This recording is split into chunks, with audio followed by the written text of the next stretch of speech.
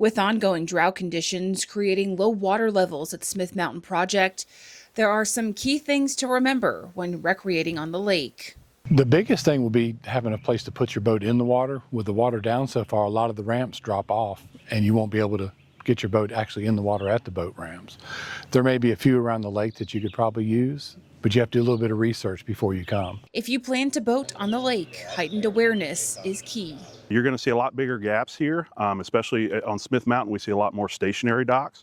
So use caution there when you're trying to get onto the floater or onto the boat. There's going to be a way larger drop. Some docks may not have adequate water depth, or the boat lift itself may not have enough cable to get the dock out into the water. Be aware that there's going to be things you're going to see on the lake that are sticking out of the water that you don't normally see. Places that you take shortcuts around islands or between islands, you're probably not going to be able to do that. You're going to have a lot more shoals. You're not going to be able to get as close to the shoreline. Probably even have a difficult time at marinas and getting in and out of docks and things like that. One of the big things to do is slow down, especially at night, because like I say, there's going to be things that you've not seen before because the water's so low. The low levels are also changing debris management, something boaters should note. Under these conditions, we're not seeing as much debris in the main channel right now as we are along the shoreline. And some of that debris that's stranded along the shoreline has become very difficult to get to because our equipment can't access the shoreline in certain areas. We have some debris that we consider that's beneficial habitat that we do not remove even under normal circumstances.